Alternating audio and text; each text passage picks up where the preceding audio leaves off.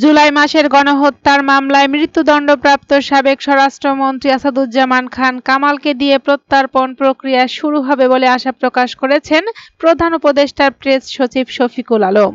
শুক্রবার সামাজিক যোগাযোগ মাধ্যম ফেসবুকে নিজের ভেরিফাইড অ্যাকাউন্টে দেওয়া স্ট্যাটাসে তিনি এ মন্তব্য করেন। প্রেস সচিব আশা প্রকাশ করেন, ক্ষমতাচ্যুত আওয়ামী লীগের সাবেক স্বরাষ্ট্রমন্ত্রী আসাদুজ্জামান খান কামালকে শিগগিরই দেশে ফিরিয়ে তার বিরুদ্ধে জুলাই অভ্যুত্থানে গণহত্যার মামলায় হওয়া বিচারের রায় কার্যকর করা যাবে। শফিকুল আলম জানিয়েছেন, জুলাই মাসের গণহত্যার মামলায় দণ্ডিত হওয়ার পর শেখ হাসিনার প্রত্যর্পণের বিষয়ে বাংলাদেশের অনুরোধ খতিয়ে দেখছে ভারত। তবে সেই প্রত্যর্পণের শুরুটা হবে সাবেক স্বরাষ্ট্রমন্ত্রীর সাজাপ্রাপ্ত আসামি আসাদুজ্জামান খান কামালকে দিয়ে।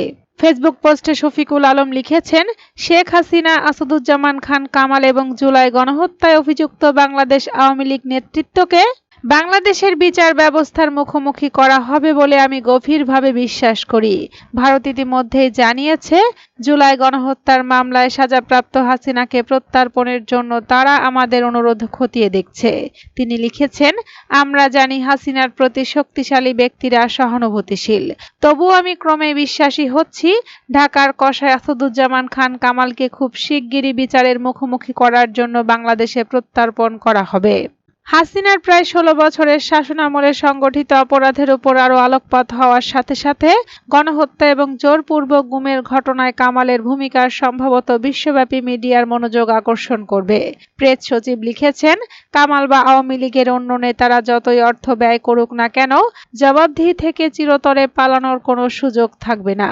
আমরা যদি একটি জাতি হিসেবে জুলাই গণহত্যার শিকারদের জন্য এবং হাসিনার আমলে সংগঠিত সব মানবাধিকার লঙ্ঘনের জন্য ন্যায় বিচার নিশ্চিতে দৃঢ় প্রতিজ্ঞ হই এবং মনোনিবেশ করি, তাহলে দায়ীদের জন্য পরিণতি এড়ানো ক্রমে কঠিন হয়ে উঠবে। সবশেষে তিনি লিখেছেন, এটা কামালকে দিয়ে শুরু হবে এবং তারপর জুলাই অভ্যুত্থানে গণহত্যার দায়ে সম্প্রতি শেখ হাসিনা ও আসাদুজ্জামান খান কামালকে মৃত্যুদণ্ড দিয়েছেন আন্তর্জাতিক অপরাধ ট্রাইব্যুনাল।